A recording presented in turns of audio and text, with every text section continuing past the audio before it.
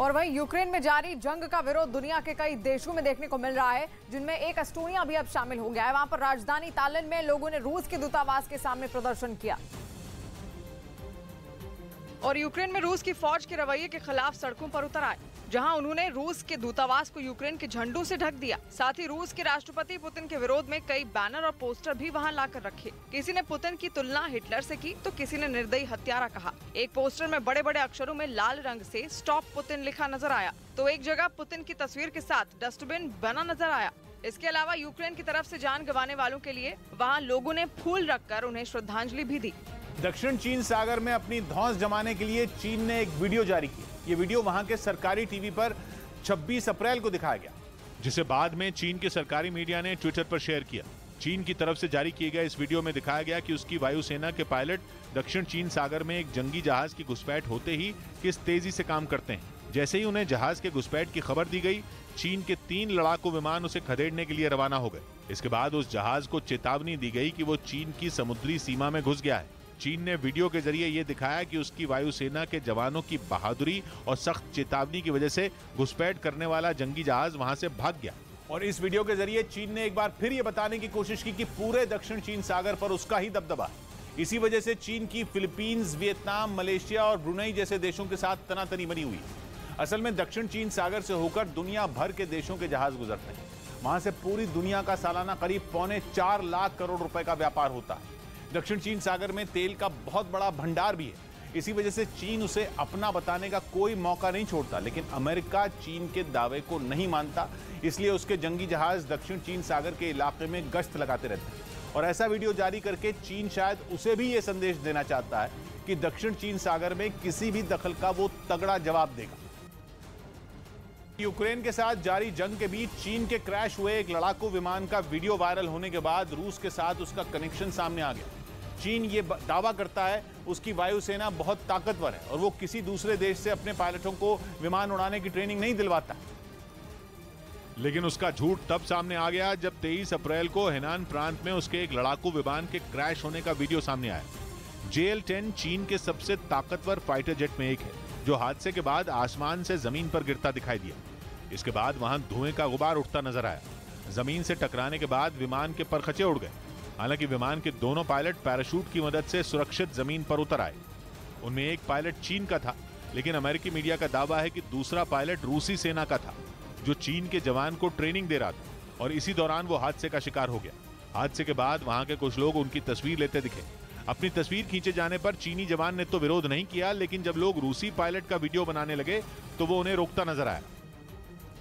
और राज ठाकरे की party MNS आज नहीं करेगी महाआरती। लाउडस्पीकर विवाद पर राज ठाकरे ने MNS कार्यकर्ताओं को आज महाआरती करने से मना किया। राज ठाकरे ने ट्वीट करके कहा कि वो लाउडस्पीकर को लेकर आगे की रणनीति सोशल मीडिया पर जारी करेंगे। यूपी के बदायूं में बिजली ट्रांसफार्मर फटने से उसमें आग लग गई। अचानक आग लगने से वहां मौजूद 10 लोग जख्मी हो गए। आग की लपटों में गिरने से वहां खड़ी 4 बाइकें पूरी तरह जल गईं। इंदौर के एक पेट्रोल पंप पर बड़ा हादसा टल गया। ऑयल टैंकर खाली करते वक्त अचानक उसमें आग लग गई, जिसके बाद पेट्रोल पंप के कर्मचारी फौरन हरकत में आए और बड़ी मुश्किल से आग को बुझाने में कामयाब हुए। जंग शुरू होने के बाद जिस तरह से अमेरिका ने यूक्रेन को युद्ध के मैदान में अकेला छोड़ा था, उसके बाद कई बार सवाल उठे कि कहीं ताइवान के साथ भी ऐसा ना हो जाए, और वो भी चीन के हाथों वैसे ही बर्बाद हो जाए जैसे रूस के हाथों यूक्रेन हुआ। 24 फरवरी के बाद बाइडेन से इस बारे में कभी घुमा फिराकर तो कभी सीधा सवाल भी पूछा गया था। खुद ताइवान ने ये जताने की कोशिश की थी कि अगर चीन के साथ जंग जैसे हालात बने तो अमेरिका क्या करेगा। यही नहीं, अब तो ताइवान अमेरिका से उखड़ा नजर भी आने लगा है। अल अरबिया न्यूज नाम की वेबसाइट ने लिखा कि ताइवान अमेरिका को छोड़कर हथियारों का दूसरा सप्लायर ढूंढ रहा है, क्योंकि अमेरिका ने उससे कहा है कि ज्यादा डिमांड की वजह से वो उसे होवित्जर तोपें समय पर नहीं दे पाएगा। अमेरिका ये डिलीवरी 2023 तक करने वाला था, लेकिन अब वो 2026 तक का समय मांग रहा है, मतलब 3 साल का वक्त। जबकि मौजूदा हालात में ताइवान कोई सुरक्षा से समझौते का रिस्क नहीं लेना चाहता और इसीलिए वो दूसरे सप्लायर की तलाश में जुट चुका है। यूक्रेन जंग के बाद वो ये समझ चुका है कि उसे युद्ध खुद के बलबूते पर लड़ना होगा। इसीलिए वो अपने हथियारों की खेप बढ़ा रहा है, क्योंकि चीन ताइवान को परेशान करने का, वहां घुसपैठ करने का एक भी मौका हाथ से जाने नहीं देना चाहता। और खबर है कि एक बार फिर उसके लड़ाकू विमान ताइवान के एयर स्पेस में घुस गए। ताइवान की मीडिया ने दावा किया कि 30 अप्रैल को सुबह करीब 9 बजे चीन के 2 फाइटर प्लेन उसकी सीमा में घुसे। इसके बाद ताइवान ने भी जवाब दिया और अपने लड़ाकू विमान आसमान में छोड़ दिए, जिसके बाद चीन के लड़ाकू विमान वापस चले गए। ताइवान का कहना है कि पिछले 78 दिनों में चीन के करीब 350 विमानों ने ताइवान की एयर स्पेस में घुसपैठ की।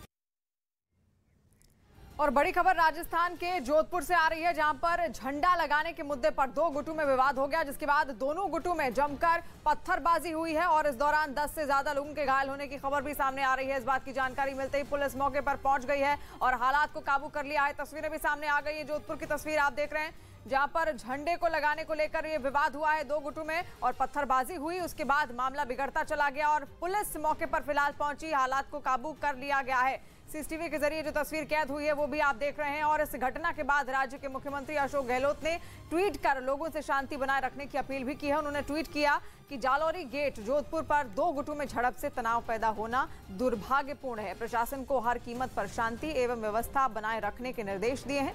जोधपुर मारवाड़ की प्रेम एवं भाईचारे की परंपरा का सम्मान करते हुए मैं सभी पक्षों से मार्मिक अपील करता हूं कि शांति बनाए रखें, कानून व्यवस्था बनाने में सहयोग करें। और भवानी इस वक्त हमारे साथ फोन लाइन पर भी जुड़ गए हैं। भवानी, और क्या अपडेट्स मिल रही है इस वक्त?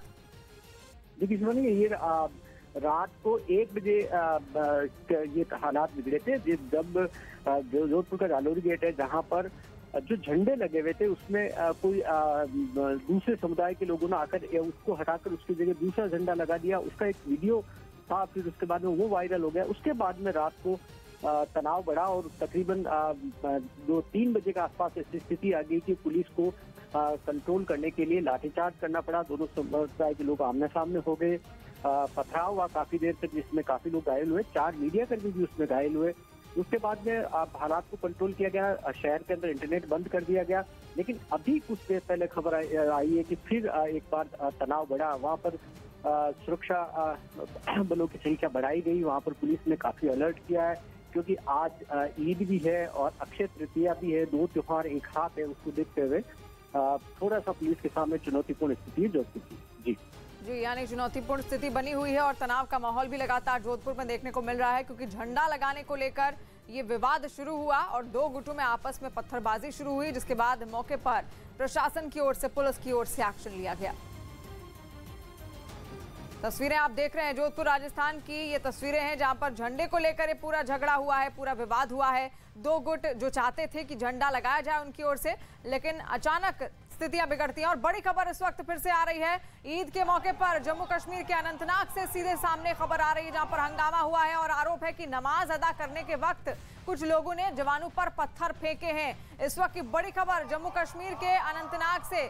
आज ईद उल फितर का त्योहार मनाया जा रहा है पूरे देश में और ऐसे में जम्मू कश्मीर में स्थिति बिगाड़ने की कोशिश और साजिश यहां पर है, जहां पर हंगामा हुआ है और आरोप है कि नमाज अदा करते वक्त कुछ लोगों ने जवानों पर पत्थर फेंके हैं। तस्वीरें भी सामने आ गई हैं अनंतनाग जम्मू कश्मीर की तस्वीरें आप देख रहे हैं। ईद के नमाज के बाद ये पथराव की स्थिति यहां पर उत्पन्न हुई, कुछ लोग अचानक जवानों पर पथराव करने लगे। अनंतनाग में सीआरपीएफ पर यह पथराव हुआ है। दरअसल ये जवान वहां पर ईद के मौके पर नमाज अदा करने पहुंचे थे और तभी सीआरपीएफ पर पथराव वहां किया गया।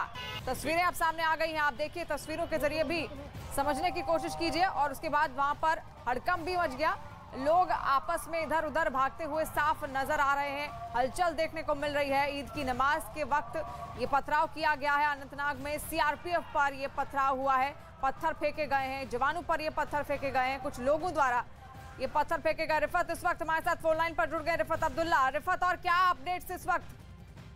जी बिल्कुल, ये अनंतनाग डिस्ट्रिक्ट में हुआ है। वहाँ पे एक माइनर स्पून पेल्टिंग इंसिडेंट हुआ। वहाँ पे ईद नमाज के दौरान जो है कुछ नौजवान निकले और उन्होंने सीआरपीएफ और पुलिस पे पत्थर फेंके।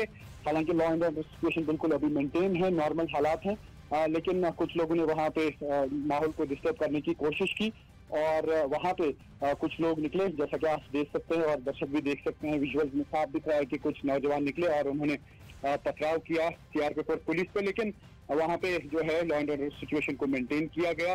और इस बीच श्रीनगर की जामिया मस्जिद में भी जो है आज अलाउ नहीं किया गया ईद नमाज, जो तारीखी जामिया मस्जिद है। वजह यह है कि क्योंकि लास्ट टाइम जो है 2 हफ्ते पहले वहाँ पे लॉ एंड ऑर्डर सिचुएशन पैदा हो गई थी। आपको मालूम है कि 13 के करीब जो है नौजवानों को पब्लिक सेफ्टी एक्ट के तहत बंद किया गया, क्योंकि वहाँ पे पथराव हुआ था। और उसके बाद क्योंकि काफी देर तक वहाँ पे नमाज जो है अदा नहीं की गई, वहाँ पे अलाउ नहीं किया गया, क्योंकि अक्सर जामिया मस्जिद के बाहर जो है वो लॉ एंड ऑर्डर की सिचुएशन पैदा हो जाती है, वहाँ लोग निकलते हैं और वो पथराव करते हैं सीआरपीएफ और पुलिस पे। इसी वजह से जो है एडमिनिस्ट्रेशन में लॉ एंड ऑर्डर की सिचुएशन कंट्रोल में है और तुरंत यहाँ पर प्रशासन एक्टिव हुआ है।